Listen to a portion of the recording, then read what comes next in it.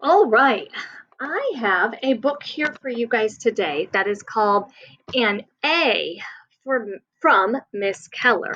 And this is realistic fiction. In other words, this is a story that could have happened in real life. It's going to have a character that seems very real, with a problem that seems very real for her, and it's going to take place in a setting that's a real place. However, this story is still fiction.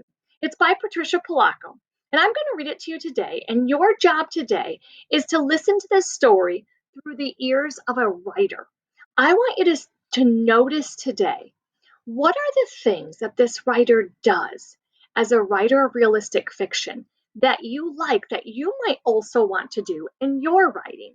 When you're done listening, I'll read about half of it today, and then you'll listen to the other half tomorrow. When I'm done reading today, your job will be to write down two noticings, two things you noticed that this author did as a realistic author, fiction author, that you might want to do in your writing as well. So let's get started. It's called An A from Miss Keller.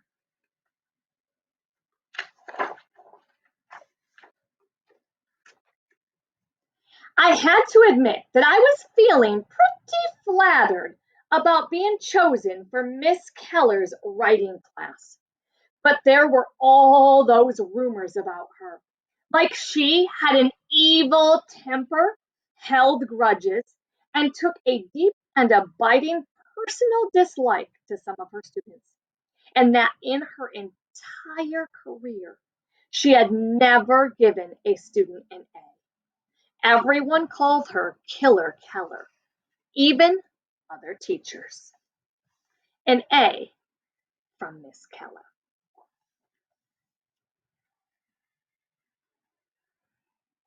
On the first day of class, Miss Keller slithered into the room and, strutting up and down the aisles, snarled, "I am going to transform each and every one of you into a Cracker Jack writer. One enormous miracle, right? But," she barked in a deep Southern accent, "if you think this class is going to be simple, head for the door right now. You are going to work harder than you have ever worked in your entire miserable little lives. Some of you may not make it through the term." I felt as if she was looking right at me. Miss Keller seemed taller than she really was. She stood stiff and erect, but when she was at her desk, she reminded me of a bird of prey on a dead limb, ready to swoop down on one of us. "Your first assignment is going to be an essay. I expect you to dazzle me, impress me, send me into ecstasy with your brilliance. I want to see if you deserve to be here at all. The subject? Your families and your home life. The inside story." We all scrambled, took out paper, and started to write. "No, no, not in class," she boomed. We all dropped our pencils. "This is a homework assignment." There, full, oops, sorry, 3 full pages and no grammatical errors. Due tomorrow. I swallowed hard. The whole way home, all I could think about was that essay. It just had to be good. I turned up the hill and walked toward my house. Pop Schloss, our next door neighbor, was sitting on his front steps. He lived alone, wife gone, kids grown. He patted the step next to him. "Bad day?" he asked, pulling a bag from his pocket and offering me a newly baked cookie. Pop, known far and wide for being a master pastry chef, always carried cookies in his pocket. "I have the meanest teacher in the whole school." "Not Killer Keller?" Pop pretended to hold his head in shock. I nodded. Both of my sons had her in school. Remind me to tell you a story about her sometime." We both just sat and watched the birds land on the telephone wire across the street. Like I said, that essay had to be good. That night, I took to my desk and began to write. I loved my room, and it was a big part of my home life, so I looked around and began to describe it in detail.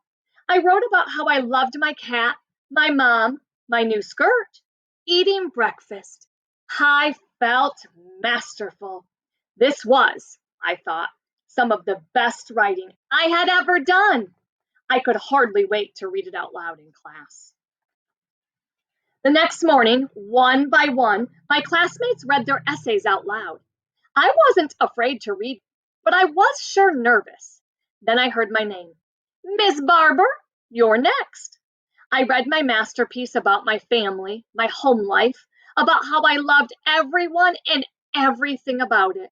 I was sure Miss Keller would be impressed by it, but she started pacing. Miss Barber, you use the word love to describe your cat, your skirt, your neighbor, a pile of pancakes, and your mother. Do you feel the same about a plate of pancakes as you do your mother? Words convey feelings, but there are differences. Class, take out a piece of paper and make a list of words that convey love. But love is the one word you cannot use. We all tried, but our lists were very, very, very short. All right, class. She swept to the front of the room. Do you know what a thesaurus is? And no, it's not a prehistoric lizard. No one could answer. That is your assignment for tonight. Figure it out, bring a thesaurus to class, and look up the word love. After I got home that afternoon, I ran next door to see Pop. A thesaurus? I think I still have mine that the boys used when they had Miss Keller, he bubbled as he trundled into their old room. And yes, sirree, here it is. He pulled out a small paperback from a pile of books. All the words are listed in alphabetical order, and in the back, word choices over 150,000. If I remember, Miss Keller, this book will be your Bible from now on. That very next day, Miss Keller wrote a list of words on the board: content, cool, loyal, and told us to use our thesaurus to list as many alternatives to each word as we could find. Whoever got the longest list would be excused from the Friday quiz. Guess what? I had the longest list. I had actually done something right. No quiz. But out at recess, Eric Yangdon and Tim Farkas started teasing. Looks like the dumbbell is teacher's new pet. As the days passed, Miss Keller gave our class all kinds of writing exercises to do. Sometimes in the classroom, sometimes out. We went outside one day to listen to trees to sharpen our senses. Miss Keller said, we listened in on conversations in the lunchroom for a dialogue assignment. To begin to understand color, we went to the town dump. One day, she brought a bunch of objects right into the classroom: handlebars, a screwdriver, a cup, set them out, and told us, look at each object and make a list of what we could use them for, except for the use they were meant for. For homework that night, she asked us to interview an older person about an object in his or her house that meant something to him or her. A pretty dish or tablecloth, a figurine. She called it a found object. Of course, I knew exactly whom I was going to interview. Pop! Pop and I walked around his house together. What are you going to pick as your found object, Pop? I asked. He just couldn't seem to decide. After a time, he walked over to his mantel and took down a beautiful photograph. This lovely woman is my Millie. I was in love with her from the first moment I laid eyes on her, he whispered quietly. She was so lovely, Patricia. When she walked into a room, the sun and moon would peek into the window just to get a glimpse of her. Oh, how I miss her. His voice trailed off. He talked to me about his Millie for the next hour. I started writing before I left his house. I'm going to stop right there. And I want us to have a conversation now about what did this author, Patricia Polacco, do as a realistic writer that we might want to do as well. And so I have this sheet here that you guys have as well. And I'm going to put Mrs. B at the top because that's my name. And this is in your Google Classroom today as a PDF so that you can mark in there as well once you're done meeting with me. And so today I want to just jot down things I noticed. I'm going to talk about a few first, What are some things that you noticed realistic fiction authors do?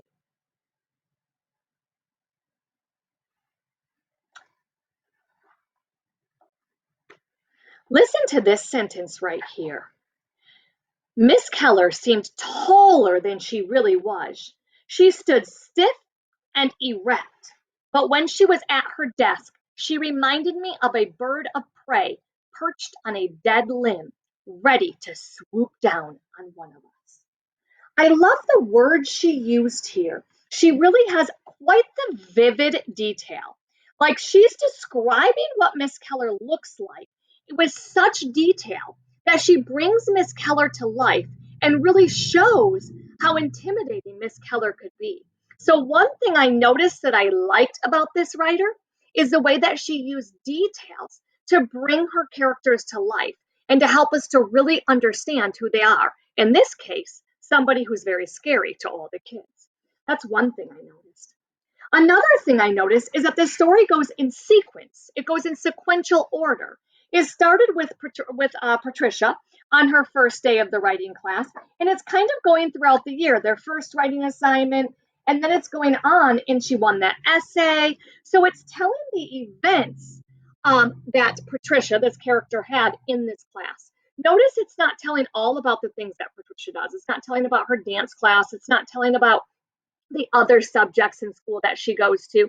The focus here is just really on this writing class. And so I like how the author focused on the writing class because that's what's important to the plot.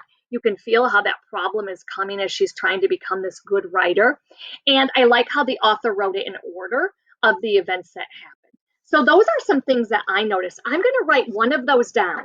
I'm going to write it right here. I'm going to put that I noticed that this order was that this was book was sequential.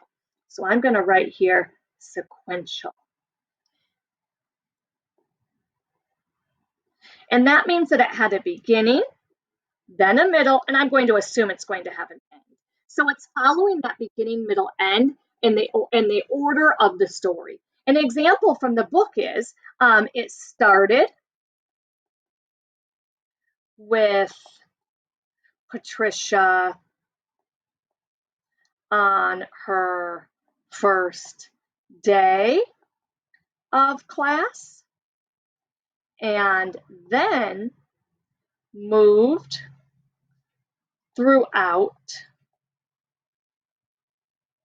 the year. So when I write my realistic fiction next week, I'm going to want to really think about the order of the events that I put in my story. I liked that this went in order. It was easy to follow, and I'm going to want mine to do that too. You can certainly write down my idea. You could even write down my idea about the details that she used in here describing Miss Keller. I want you to think of two more things you noticed that this author did that realistic fiction writers will do. Think about the characters and the setting and the details in here. And I want you to write down those two right here and then give the example from the book as well. I'd like you to turn that in today through Google Classroom. I'll see some of you guys in your group today.